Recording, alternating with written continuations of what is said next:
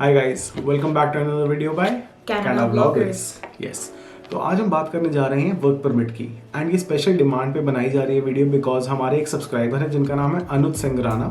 उन्होंने इसकी इन्फॉर्मेशन हमसे मांगी थी, तो जितनी इन्फॉर्मेशन हमारे पास है हम आपको देना चाहते हैं through our medium which is YouTube. Yes, जो कनाडा का वर्क परमिट है वो 3 कैटेगरीज के अंदर हमने डिवाइड कर रखा है। पहला है post graduate work permit, second, open work permit, third, labour market impact assessment LMIA।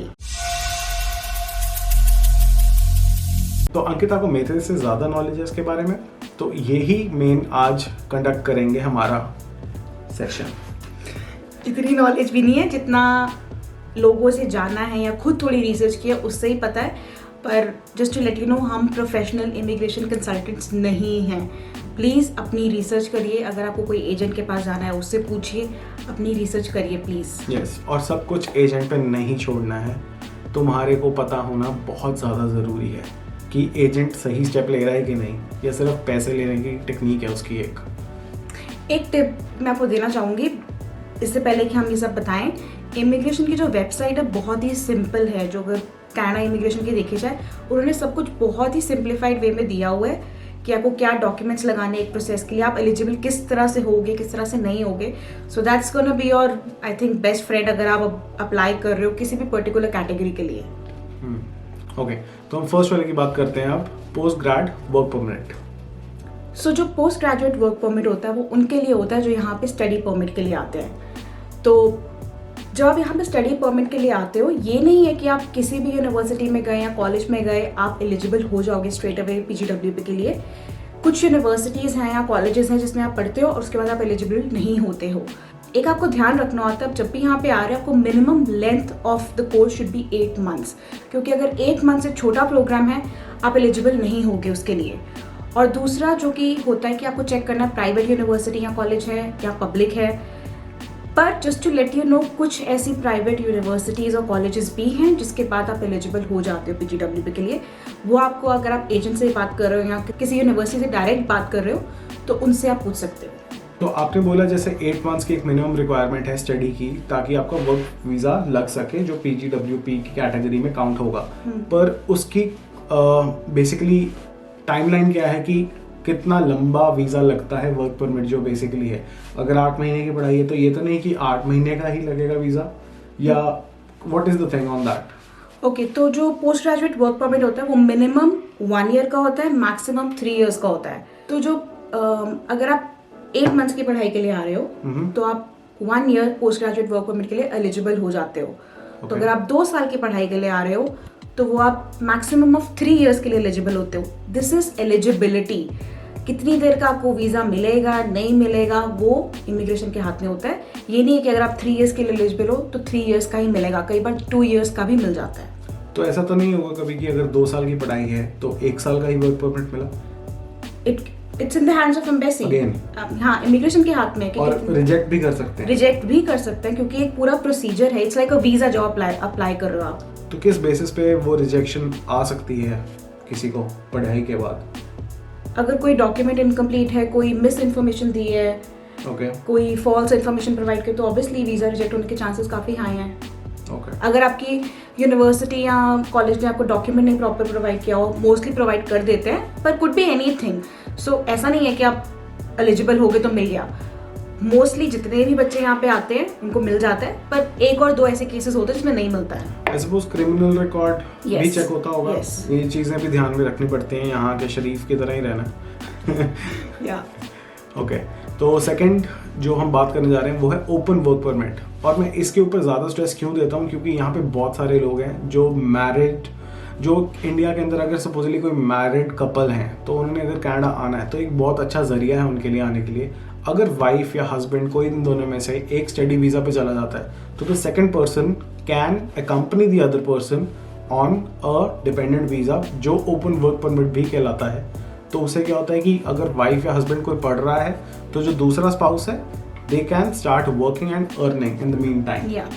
तो जैसे कि ऋषभ ने बताया कि ओपन वर्क परमिट एक बहुत ही अच्छी फील्ड है, क्योंकि अगर आपका हस्बैंड या वाइफ यहाँ पे पढ़ने आए हुए हैं तो आप एलिजिबल हो जाते हैं अप्लाई करने के लिए। इसी तरह बहुत सारी कैटेगरीज हैं जो आपको एलिजिबल बनाती हैं इस पर्टिकुलर वर्क परमिट के लिए।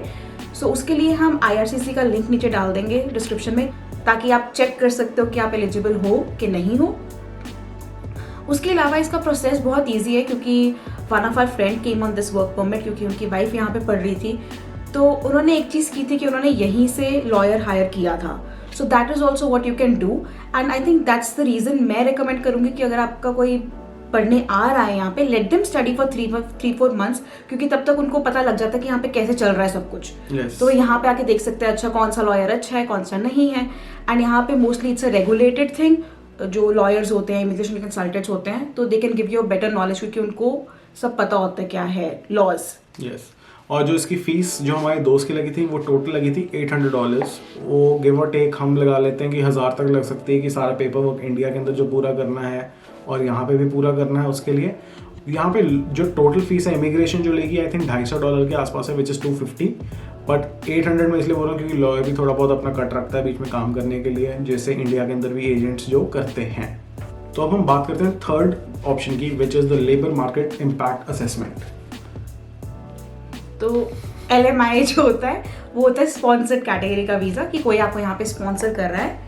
उसके लिए आपको जॉब लेटर होना यहाँ पे ज़रूरी होता है कि आपके पास जॉब लेटर है कि मेरे को ये जॉब के लिए बुलाया गया है। तो इसमें बहुत सारे लूप होल्स होते हैं, ये बहुत बहुत बड़ी कैटेगरी है, और आई थिंक हम इस पर ज़्यादा टिप्पणियाँ ना दें तो बेटर है, क्योंकि हमने देखा भी है कि काफ़ी लोग जुगाड़ लगा लेते हैं इस कैटेगरी के लिए। पर बेसिक जो होता है LMI होता है कि अगर आपके पास यहाँ पे जॉब की स्पॉन्सरशिप है तो आप यहाँ पे आ सकते हो एक वर्क परमिट में, और आप में काम कर सकते हो। जो IT वाले लोग होते हैं उनके लिए काफ़ी इजी कैटेगरी, क्योंकि यहाँ पे IT कंपनीज जो कि इंडियन IT वाले लोग हैं मोस्टली उनको बहुत ज़्यादा हायर करते हैं। So I think this could be a best category for them. एक चीज़ और था जो कि लेबर मार्केट इम्पैक्ट असेसमेंट मतलब क्या है कि जिस चीज़ की डिमांड होगी उसके लिए जॉब की अपॉर्चुनिटी होगी यहाँ पे। It's like supply and demand basically. तो जैसे यहाँ पे ड्राइवर्स की बहुत डिमांड होती है, नैनीज़ की बहुत डिमांड होती है। सो उसके लिए पूरा एक उन्होंने क्राइटेरिया बनाया हुआ है एलिजिबिलिटी का। तो पहले वो चेक करते हैं कि यहाँ पे इस कंट्री में उस कैटेगरी का बंदा अवेलेबल है कि नहीं है। अगर यहाँ पे उनको नहीं मिलेगा, उसके बाद वो जो कोई बाहर से अप्लाई करते हैं किसी और कंट्री से, देखेंगे उसके पेपर वर्क वगैरह के सब हैं कि नहीं है, फिर उसको यहाँ पे आने का मौका मिल सकता है। एंड इसी में कहीं पे लूप होल है। इन सब के बाद मैं एक चीज़ मेंशन करना चाहूँगी, स्पेशली फॉर आवर स्टूडेंट्स, क्योंकि मैं उस फील्ड से हूँ इसलिए, क्योंकि आजकल ये बहुत सुनने को मिलता है कि ओके हमने पढ़ाई शुरू कर दी है इंडिया में या कहीं पे किसी और कंट्री में, हमारा वर्क परमिट कितनी देर का होगा, हमें मिलेगा नहीं मिलेगा, ये बहुत एक कॉमन क्वेश्चन है। So just to let you know कि जो गवर्नमेंट ऑफ कनाडा है, IRCC ने बोला था कि अगर आपकी पढ़ाई more than 50% within Canada होती है, so you will be eligible for the post graduate work permit for full time, जो कि आपकी उस पढ़ाई से आपको मिलेगा। सपोजिटली अगर आपकी 2 years की पढ़ाई थी, आपने 6 महीने इंडिया में कर दिए हैं और अभी आप यहाँ पे कनाडा में आ गए हो और आप यहाँ पे पढ़ रहे हो, सो you will be eligible for the post graduate work permit for the full time only. तो 1 साल से 3 साल तक कुछ भी हो सकता होगा। या ओके। तो अभी जो ये पूरा इन्फॉर्मेशन है ये अभी अप्रैल 30 तक के लिए वैलिड है। उसके बाद जो नई इन्फॉर्मेशन आएगी ऑब्वियसली अगर मुझे पता लगी I will update you guys.